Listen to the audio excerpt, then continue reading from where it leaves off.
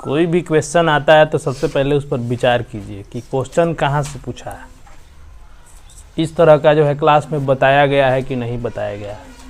यदि बताया गया है तो ये कैसे पता चलेगा? जाइए पीछे टॉपिक देखिए, वहाँ समझिए, यदि है तो वहाँ से समझ करके बनाइए, यदि नहीं है तो जो है उसको लाइए क्लास में पूछिए।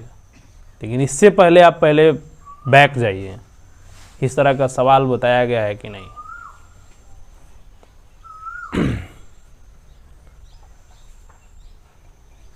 रिवीजन जो है बहुत ज़रूरी है। जो पढ़ाया जा रहा है उसको रिवीजन कीजिएगा, तब ना जो है वो आपको समझ में आएगा कि जो है ये चीज़ क्लास में हो चुका है। क्वेश्चन नंबर 10 का पहला, an बराबर 3+4n, ठीक है, यानी 10 का पहला क्वेश्चन है an बराबर 3+4n। ये 3+4n, an बराबर 3+4n है ना, यह क्या है? तो इसी पर AP परिभाषित है, इसी पर AP परिभाषित है। किस प्रकार पर परिभाषित है? तो जहाँ n बराबर क्या है 1 2 3 4, ऐसा समझ में। तो AP इसी पर परिभाषित है। तो सबसे पहले हम इसे AP निकालेंगे। तो AP कैसे निकलेगा? तो n इज इक्वल टू 1 रखिएगा तो a1 बराबर क्या मिलेगा? 3 + 4 × n मिलेगा, 4 × 1, यानी ये कितना हो जाएगा 7। इसी तरह से n इज इक्वल टू 2 पर a2 कितना होगा? 3 + 4 × कितना होगा?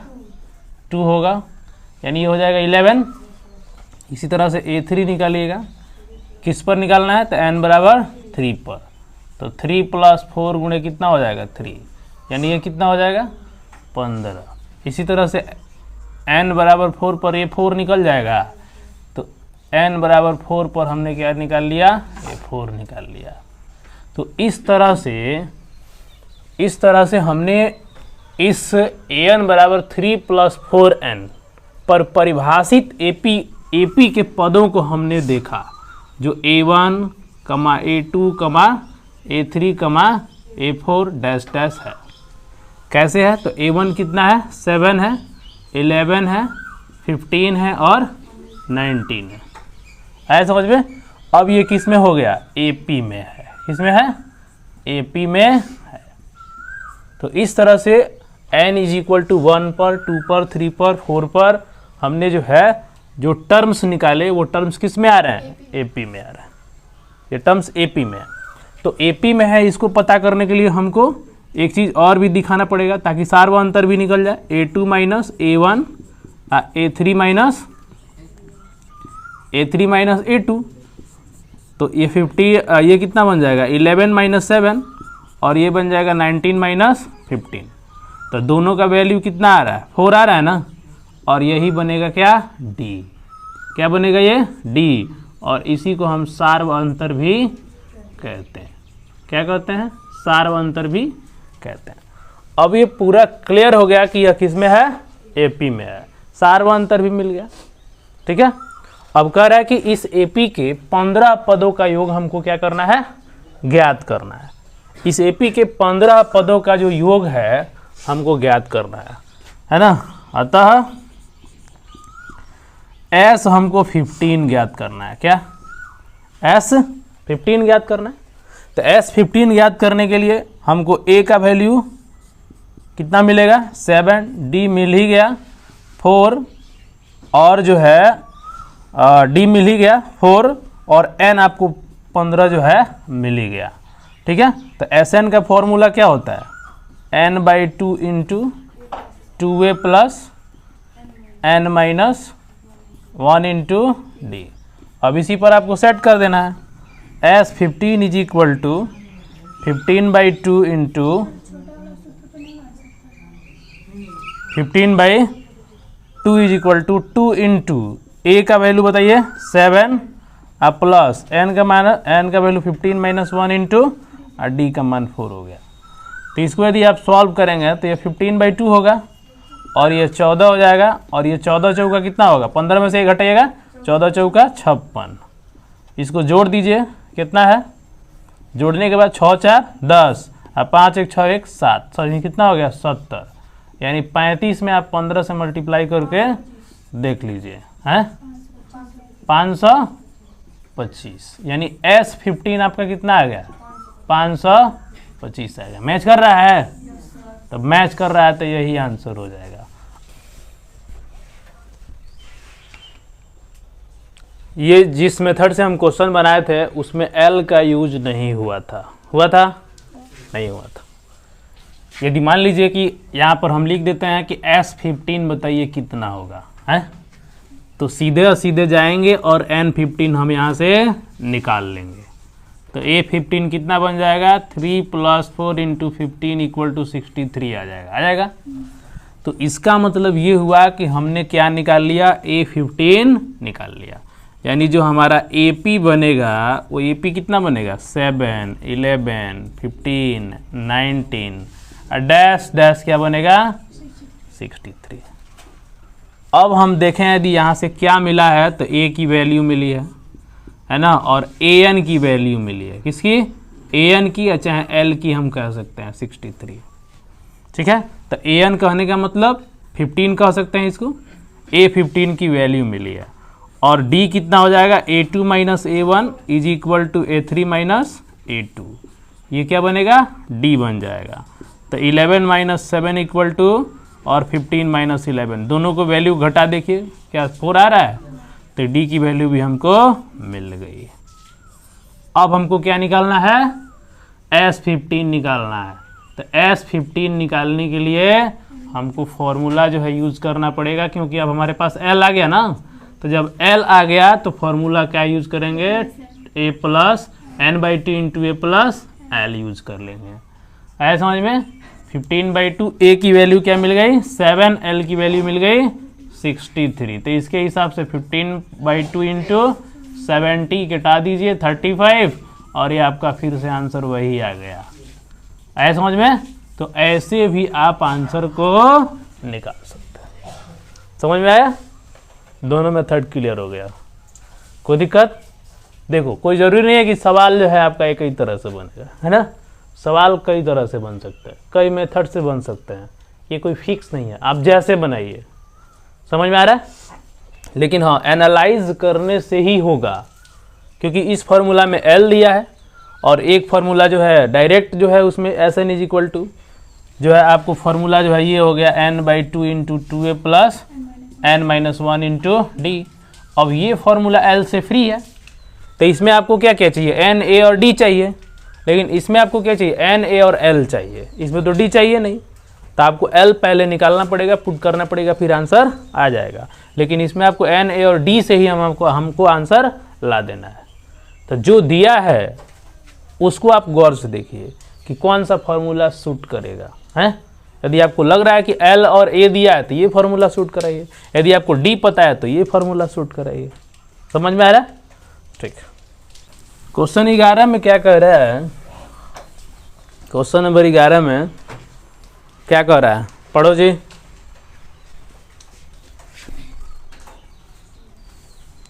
किसी AP के प्रथम n पदों का योग 4n - n² है, n² पर परिभाषित है।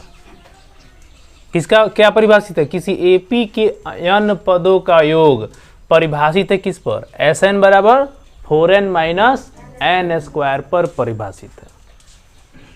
समझ में आ गया, n² पर परिभाषित है। तो इस तरह का सवाल कैसे बनेगा, है समझ में। तो आपको पूछा क्या है, S1 पूछा है,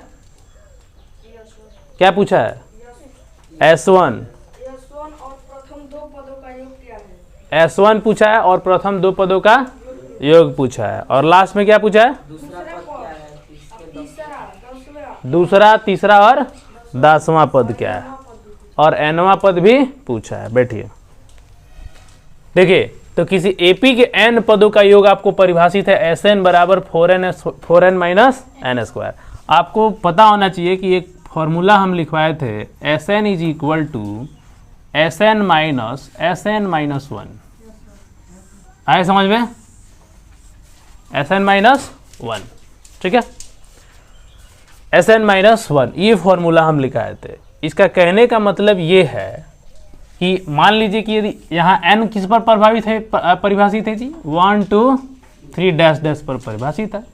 तो आप S1 यहाँ से निकाल सकते हैं 4 गुणे 1 माइनस 1 का स्क्वायर, तो कितना हो जाएगा 4 माइनस 1 इक्वल टू 3। इसी तरह से S2 आप निकाल सकते हैं 4 इंटू 2 माइनस 2 का स्क्वायर, तो 8 माइनस कितना हो गया 4 ना 5 हो गया, 8 माइनस 4 सॉरी 4 होगा, ठीक है 8 माइनस 4 इज इक्वल टू 4 हो गया। इसी तरह से S3 निकाल सकते हैं 4 इंटू 3 माइनस 3 का स्क्वायर, यानी 12 माइनस कितना बना 9 ना, तो ये कितना बन जाएगा 3, 4 3 12, 12 में से 9 गया कितना बना 3 बन गया। इसी तरह से आप S4 भी निकाल सकते हैं 4 इंटू 4 माइनस 4 का स्क्वायर, ये बोलिए कितना बनेगा, जो 0 बन जाएगा, बनेगा ना 0, कितना बनेगा 0। आया समझ में। S1 पर कितना बन रहा है जी 3, 4 माइनस 1 3, 8 माइनस 4 4 बन गया। S3 पर भी 4 ही बन रहा है, 3 बन रहा है। S3 पर कितना बन रहा है 3, हाँ सही है, ठीक है। S3 पर कितना बन रहा है 3, S4 पर कितना बन रहा है 0 बन रहा है। इसी तरह से S5 पर आप निकाल सकते हैं, तो S5 को पर कितना बनेगा 5 का स्क्वायर, माइनस में आएगा 20 माइनस 25, यानी कितना बना -5 बन गया। समझ में आ गया। अब सुनिए, अब देखिए S1 जो है ना आपका S1, यही आपका क्या बनेगा पहला पद बन जाएगा, ठीक है। S1 ही आपका क्या बनेगा पहला पद बनेगा, ठीक है। और यदि आपको है ना, ये ध्यान से देखिए S1 बराबर ही पहला पद आपका बन जाएगा, लेकिन यदि आपको A2 निकालना है, A2 ये A1 हो गया ना, यदि आपको A2 निकालना है तो A2 निकालने के लिए फॉर्मूला लगाइए। A2 निकालने के लिए फॉर्मूला यदि आपको लगाना है तो S2 माइनस क्या लगाना पड़ेगा S1 लगाना पड़ेगा ना। यदि आप A2 निकालना चाहते हैं तो S2 माइनस S1, तो S2 कितना आया है 4 और माइनस 3 कितना आ गया 1 आ गया, कितना आ गया 1। इसी तरह से तीसरा पद निकालना चाहते हैं तो S3 माइनस कितना बनेगा S2 बनेगा, तो S3 का वैल्यू बताइए 3 और माइनस कितना होगा है 3 माइनस 0, तो ये कितना बन गया सॉरी S3 का मान कितना है 3 है, S2 का मान कितना है 4 है, तो कितना बनेगा -1। तो आपका पहला पद निकल गया, दूसरा पद निकल गया और तीसरा पद निकल गया। कह रहा है कि 10वां पद बताइए, तो 10वां पद बताने के लिए S10 माइनस S9 निकालना पड़ेगा ना। तो S10 इसी से निकाल दीजिए फटाफट जरा। S10 कितना आएगा 4 गुणे 10 माइनस 10 का स्क्वायर माइनस इसी में से 9 ना, 4 इंटू 9 माइनस 9 का स्क्वायर, सॉल्व कर दीजिए। 40 माइनस कितना बनेगा 100 ना, यहाँ कितना बनेगा 36 माइनस कितना 81, ठीक है। अब इसको घटा के जरा बताइए कितना होगा -60, इसको घटाइएगा तो कितना आ रहा है 81 में से 36 माइनस कर दीजिए, 11 में से 6 गया 5, यहाँ पे कितना बचा 7 में से 3 गया 4, यानी कितना बना 45। तो माइनस में है ना, तो ये माइनस और इधर माइनस है, दोनों मिलके क्या हो जाएगा 45, यानी आंसर कितना है -25।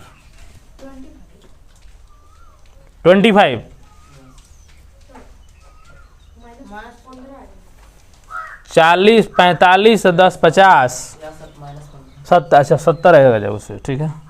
तो 60 यहाँ पे कितना दे रखा है माइनस, यहाँ पे हो गया आपका -60 प्लस 45 यानी 45 हो गया, तो घटाइएगा तो कितना आ जाएगा -15 आ जाएगा, सही है। तो इस तरह से हमको जो जो दिया था पूछा था, S1 पूछा था निकल गया, तो S1 ही पहला पद होगा 3 हो गया, पहला पद पूछा था हो गया, दूसरा पूछा था 1 निकल गया, तीसरा पूछा था ये भी निकल गया, और कह रहा था 10वां बता दो तो 10वां भी बता दिया। अब का तार का पार बताएं कितना पूछ रहा है, हो गया, तब वो मान नहीं रहा है। और क्या पूछा है 2 पदों का योग भी पूछा है, तो 2 पदों का योग कौन पूछा है प्रथम 2 पदों का योग पूछा है, तो प्रथम 2 पदों का योग A1 प्लस A2, यानी A1 कितना आ गया 3 और A2 कितना आ गया 1, यानी कितना आंसर आ गया 4 आ गया। आंसर मैच कर रहा है? हैं? समझ में है ना क्वेश्चन कैसे बना? नोट कर लीजिए। इसलिए यहां लिखिएगा दो प्रथम पदों का योग, प्रथम पदों का योग हो गया। और यहां से 10वां पद निकल गया। कौन सा निकल गया? ये हो गया आपका 10वां पद। ठीक है, तीसरा पद, दूसरा पद सब निकल गया। नोट कर लीजिए। देखो इसी तरह के क्वेश्चन एग्जाम में पूछ दिए जाते हैं, है ना। और लड़का को तकनीक मालूम है, टेक्निक मालूम है तो कर देता है समझ में। लेकिन तकनीक किसको मालूम होगा? घर जाके बैठ के सोएगा उसको मालूम होगा? है खाना खा के 2 थाली खा के सो जाएगा उसको मालूम होगा? नहीं। जो किताबों से दोस्ती करेगा उसको मालूम होगा, है ना। किताबों से दोस्ती करेगा, घर जाके बैठ के 1 किताब 2 किताब 3 किताब जितना किताब है पढ़ेगा तो उसका ना ब्रेन डेवलप होगा। तब जो एग्जाम में क्वेश्चन कैसा भी आएगा तो उसको जो है मतलब साहस होगा कि हम इस क्वेश्चन को कर देंगे, है ना।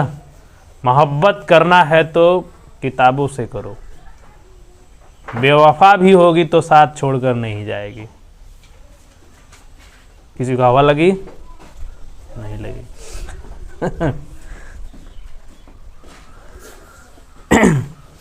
यानी कहने का तात्पर्य ये है कि किताब पढ़िएगा, शिक्षा अर्जित कीजिएगा, ज्ञान अर्जित कीजिएगा, है ना। तो आपको मरते दम तक वो आपके साथ रहेगा। नौकरी भी नहीं लगी तो आपको साथ रहेगा ना वो। आपके पास ज्ञान रहेगा तो आप कहीं भी पूछे जाइएगा, भले सरकारी नौकरी लगी नहीं तो क्या हुआ। ऐसे बहुत सारे जो है अपने भारत में उदाहरण मिल जाएंगे जो असफल हो करके भी बहुत बड़े सफल आदमी हो गए, है ना। ये सिर्फ किसके साथ, किसके कारण? तो ज्ञान के कारण। लेकिन बात यदि ओरिजिनल में कोई मोहब्बत करता है तो धोखा देके चली जाएगी तो जिंदगी भर पछताएगा।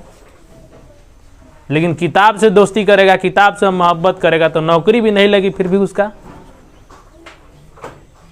मान सम्मान, असफल होने के बावजूद भी एक सफल आदमी होगा। क्योंकि दुनिया को ज्ञान कौन देते हैं आपको पता है? दुनिया को ज्ञान सफल व्यक्ति कम देते हैं, असफल व्यक्ति ज्यादा देते हैं। क्योंकि असफल होने वालों को पता होता है कि मेरे असफलता के कारण क्या थे। और वहीं लोग जो है असफलता के कारणों को बताते हुए जो अपना फ्यूचर में आने वाले जो भी विद्यार्थी हैं उन असफलताओं के कारण को समझते हुए अपने आप को उस रास्ते पर लेके जाते हैं ताकि वो असफल ना हो पाए। तो इस दुनिया को सीख कौन देता है? गिरने वालों को पता होता है कि गिरना क्या होता है। जो आज तक कभी गिरा ही नहीं उसे क्या पता कि गिरना क्या होता है। तो जो सफल है उसी को पता है कि मैं सफल हो गया। लेकिन जो असफल हो गया उसको तो पता है ना कि किस कारण से मैं असफल हो गया। और ये कारण यदि दुनिया को पता है, दुनिया यदि इस बात को समझती है तो फिर वो कभी असफल होंगे ही नहीं। यानी दुनिया को सीख देने वाले कौन है? असफल लोग हैं। असफल लोग जो इतिहास रच देते हैं वो सफल लोग इतिहास नहीं रचते हैं। तो बहुत ऐसे आपको जो है व्यक्ति मिल जाएंगे जो अपने जीवन में असफल हो गए लेकिन असफल होने के बाद भी वो सफल हो गए, है ना। आप खान सर का तो नाम सुने ही होंगे। उनकी नौकरी नहीं लगी, उनका एक हाथ थोड़ा सा टेढ़ा है, लेकिन क्या वही असफल होने के बावजूद वही असफलता का कारण है कि आज देखो दुनिया पर राज कर रहे हैं। कौन नहीं जानता उनको। तो असफल होने का मतलब ये नहीं हुआ कि आप जो है असफल हो गए, आपको कोई नहीं जानता है, कोई नहीं समझता है। नहीं, यदि आपको असफलता का कारण है पता है तो आप दुनिया को बताइए कि मेरे असफलता का कारण क्या थे। हम तो असफल हो गए, हमारे मतलब समय में ये चीजें नहीं थी, है ना। विद्यार्थियों तुम लोग ये मत करना ताकि जो है तुम लोग भी मेरे जैसा असफल हो जाओ। तो असफल लोग ही दुनिया को सीख देते हैं। तो असफल यानी कहने का मतलब सवाल नहीं बन रहा है, सवाल नहीं बन रहा है फिर उसको बनाइए, कोई दिक्कत नहीं है, उसको ट्राई कीजिए। एग्जाम में मान लेते हैं आप टॉप नहीं कर पाए, 60% नंबर लेके आए, 50% नंबर लेके आए, है ना, कोई दिक्कत नहीं है, चलो इस मुकाम नहीं, अगले मुकाम हम देखेंगे, है ना, यानी अगली मंजिल को हम ज़्यादा मेहनत करेंगे। तो आप 10वां में कितना मेहनत किए, क्या कमी थी, आपको कमियां पता चल गई, ये कमियां हम 12 में यूज नहीं करेंगे, हम इस कमियों को दूर करेंगे और 12 में इससे अच्छा नंबर लेके आएंगे। आपको पता चल गया कि 12 में हमारी क्या कमियां थी, तब आप सोचेंगे कि हम अगले जीवन में जो है इससे अच्छा भी करेंगे। इस तरह से इंसान के जीवन में क्या होती है, प्रगति होती है, प्रोग्रेस होता है। इस तरह से अपनी कमियां निकालिए, उसको दूर कीजिए, देखिए आप आगे बढ़ रहे हैं कि नहीं बढ़ रहे। लेकिन आजकल के विद्यार्थी में मात्र 100 में 1 विद्यार्थी ऐसा मिल रहा है जो इस तरीके से सोच रहा है, वरना सब के सब जो है वही एक जैसे चलना चाहते हैं। कुछ अलग चलोगे तब ना कुछ अलग करोगे। तो क्वेश्चन क्लियर हो गया। क्वेश्चन नंबर क्या था ये, 11 आया समझ में। क्वेश्चन नंबर 11 क्लियर हो गया, ठीक है। अभी कल ही के परसों का एक रिजल्ट आया है, एक लड़का यहीं पढ़ता था, उसका 2 रिजल्ट हो गया। एक रिजल्ट अभी हुआ है, जैसे कि एरोनॉटिकल इंजीनियरिंग होती है, जिसमें हवाई जहाज वगैरह बनाए जाते हैं, हवाई जहाज वगैरह चलाने को सिखाया जाते हैं, है ना। उसके एग्ज़ाम में जो है ना, वो लड़का जो है 321वां रैंक लेकर के आया है। यही 12th में पढ़ता था। 12th में क्या पढ़ता था, उस समझो कि जो है 9th से ही हमसे जुड़ा हुआ है, और 321वां रैंक लेकर के आया है। तो एक बहुत बड़ी बात होती है ना। सबसे बड़ी बात होती है कि आप कितना अपने आप को जो है आप कितना कंसंट्रेट रखते हैं। भले आपको सर 2 मिनट पढ़ाए, 5 मिनट पढ़ाए, लेकिन आप 2 मिनट में कितना सीखे, वो कितना आप एब्जॉर्व कर पाते हैं।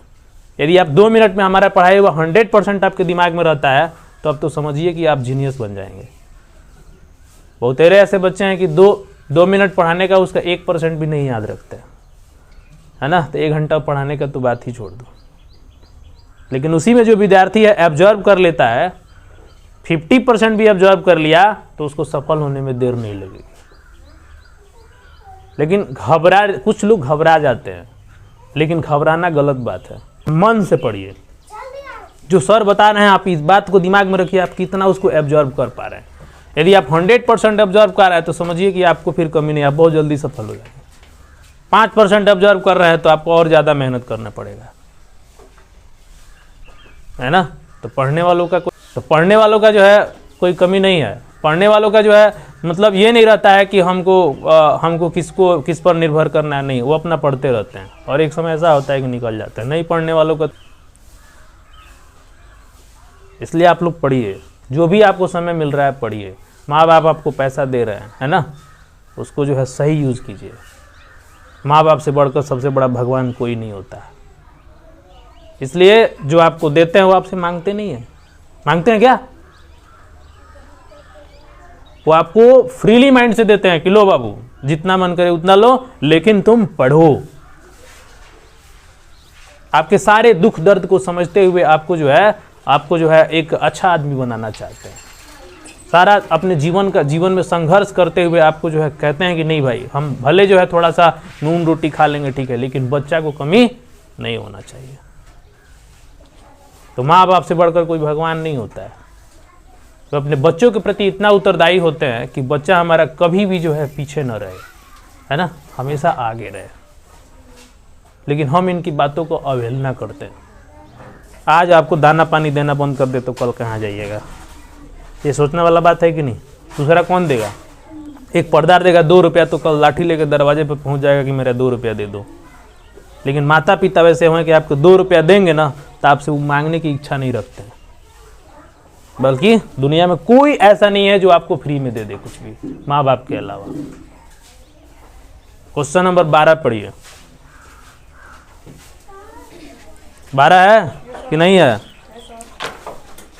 ऐसे प्रथम 40 घन पूर्णांकों का योग ज्ञात कीजिए जो 6 से विभाजित है, जो 6 से विभाजित है। बहुत बढ़िया क्वेश्चन है ना। इस पर हम सवाल किए थे ना, इसका बेसिक पढ़ाए थे आपको।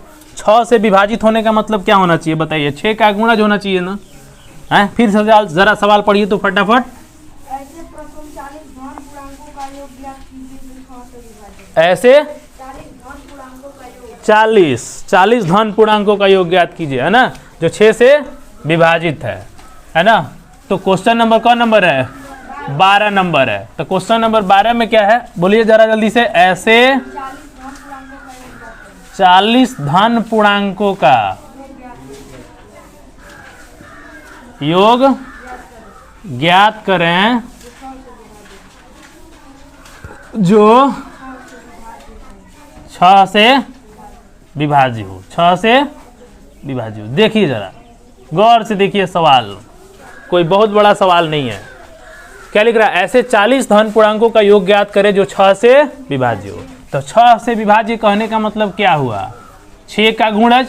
बोलिए गलती कर रहे हैं?